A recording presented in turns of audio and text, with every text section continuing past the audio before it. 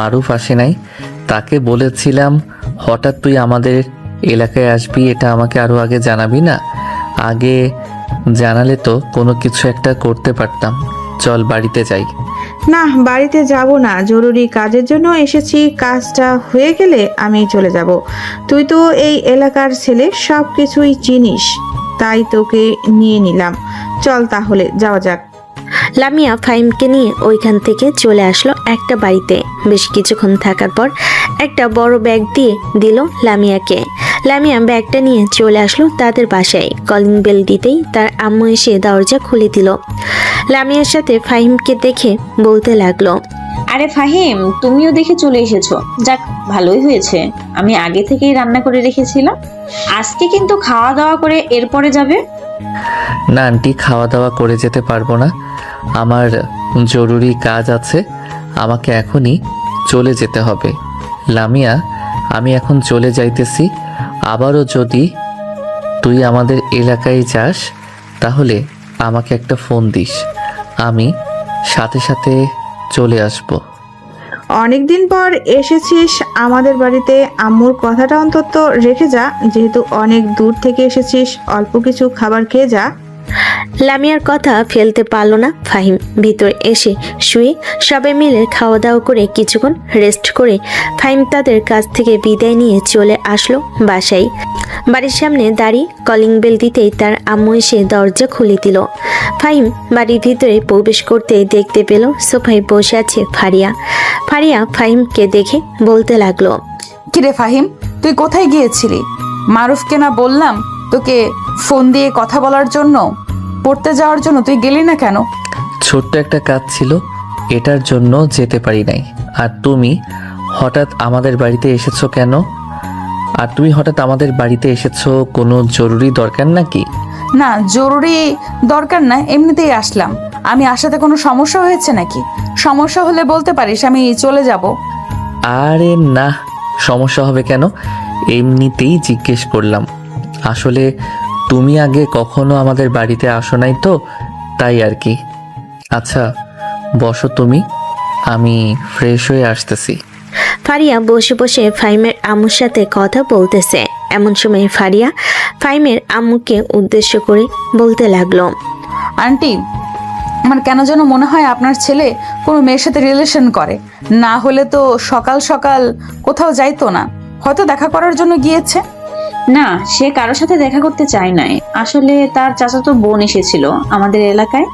সে তার আব্বুর বিজনেস দেখে তো, সে আগে কখনো এই এলাকায় আসে নাই, তাই ফাহিমকে ফোন দিয়ে নিয়ে গিয়েছিল। ফাহিম এলাকাটা ঘুরিয়ে দেখিয়েছে এবং তার কাজটাও করে চলে গেছে। ও আচ্ছা, আমি আরো কি না কি ভাবলাম আপনার ছেলে রিলেশন করে, এই সেই আর কি। আচ্ছা যাই হোক, এখন তাহলে আমি যাই, বিকেলে ফাহিমকে পাঠিয়ে দিবেন পড়ার জন্য। এই বলে ফারিয়া চলে গেল। অন্যদিকে বেশ কিছুক্ষণ পর ফাহিম নিচে আসতেই ফারিয়াকে না দেখতে পেয়ে তার আম্মুকে উদ্দেশ্য করে বলতে লাগলো, আম্মু, ফারিয়া আপু চলে গেছে নাকি? হ্যাঁ, ফারিয়া চলে গেছে আর বলেছে যে বিকেলে তাড়াতাড়ি পড়তে যাওয়ার জন্য। তুই কিন্তু তাড়াতাড়ি পড়তে চলে যাবি। এখন থেকে খুব ভালোভাবে লেখাপড়া করবি, সামনে তোর পরীক্ষা। টেস্ট পরীক্ষায় ফেল করেছিস, কোনো কিছু বলি নাই। সামনে যাতে পরীক্ষায় ফার্স্ট করতে পারিস, মনে থাকে যেন। হ্যাঁ আম্মু, মনে থাকবে, চিন্তা করো না। ফাহিম বেশ কিছুক্ষণ টিভি দেখে চলে আসলো উপরে তার রুমে। বিছানায় শুয়ে আছে, এমন সময় তার ফোনটা বেজে উঠল। তাকিয়ে দেখে তার বন্ধু নিলয় কল দিয়েছে। কলটা রিসিভ করতেই ওপাশ থেকে নিলয় বলতে লাগলো, কিরে ফাহিম, তুই এখন কোথায় আসছিস? আমরা সবাই বসে আড্ডা দিতেছি, আর তুই আজকে এখন আসিস নাই? বন্ধু, আজকে আমি খুব ক্লান্ত রে, অনেক জায়গায় ঘোরাঘুরি করেছি, এটার জন্য আজকে আর যেতে পারবো না। বিকালে দেখা করতে পারি বা সন্ধ্যায়। ঠিক আছে, সন্ধ্যায় তাহলে চলে আসিস, আড্ডা দিব জমিয়ে। আচ্ছা, তুই কোনো চিন্তা করিস না, আমি সন্ধ্যায় চলে আসব। এই বলে ফাহিম কলটা কেটে দিল। দেখতে দেখতে দুপুর গড়িয়ে বিকেল হলো। বিকেল 5টা। ফাহিম চলে আসলো মারুফদের বাসায়। কলিং বেল দিতেই ফারিয়া এসে দরজা খুলে দিল। ফাহিমকে দেখে ভিতরে আসতেই দাঁড়িয়ে রইল ফারিয়া। ফাহিম বাড়ির ভিতরে এসে দাঁড়িয়ে আছে। এমন সময় ফারিয়া দরজাটা লাগিয়ে দিয়ে বলতে লাগলো, আমার রুমে গিয়ে টেবিলের উপর বসে পড়তে থাক, আমি দুজনের জন্য কফি নিয়ে আসতেছি। দুইজনের জন্য মানে?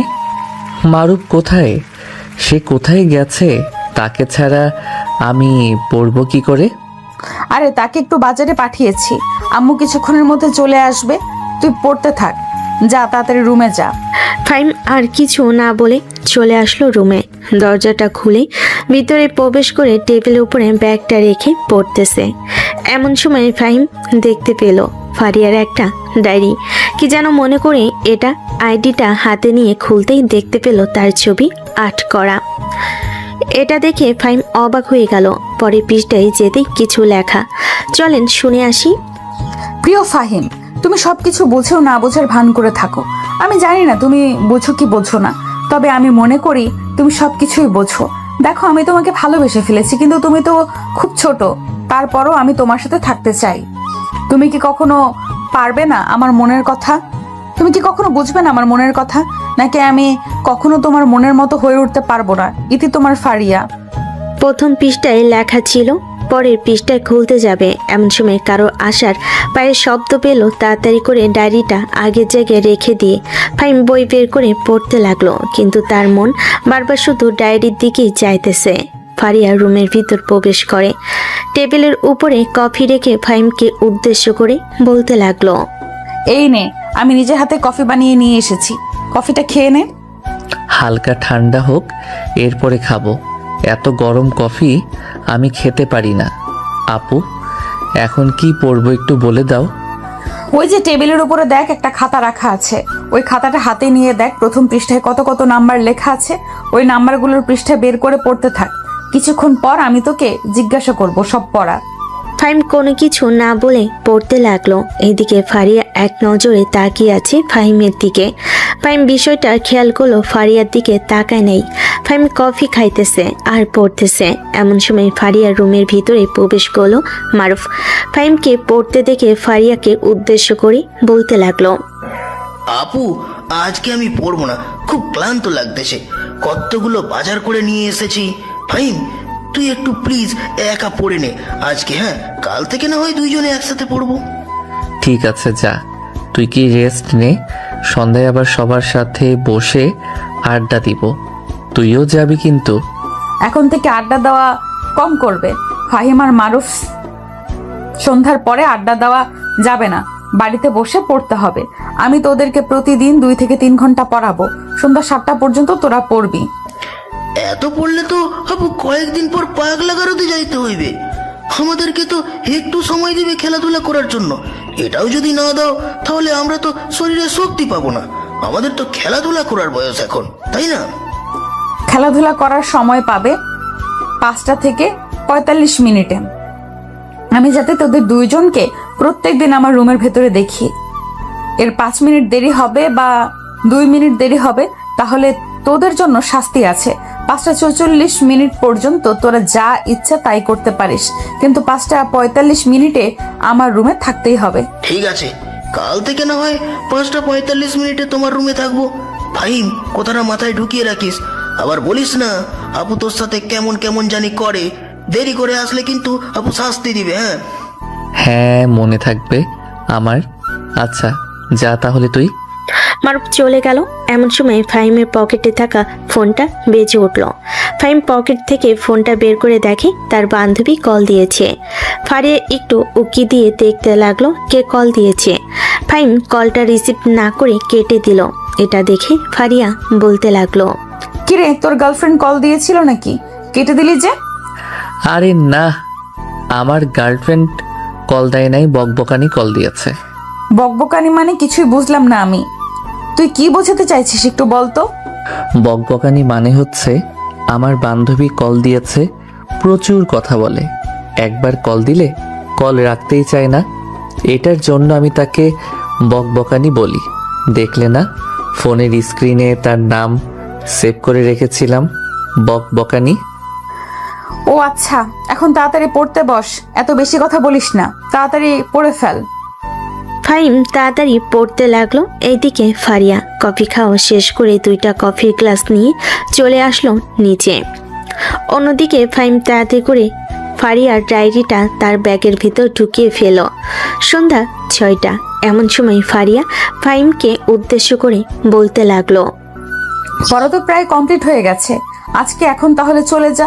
আবার কালকে আমি যেই টাইম বলে দিয়েছি সেই টাইমে চলে আসবি।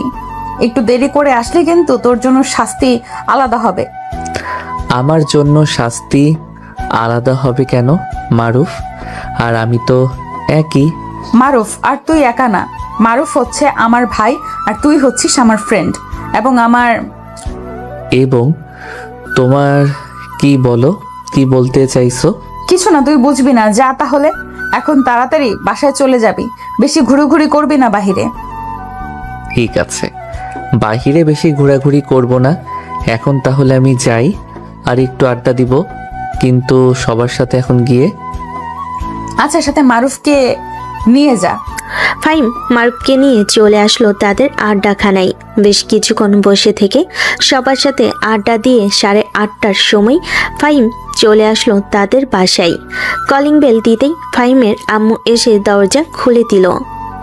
ফাহিমকে দেখে বলতে লাগলো, কিরে ফাহিম, ফারিয়া তো দেখি প্রায় অনেকক্ষণ পড়িয়েছে তোকে।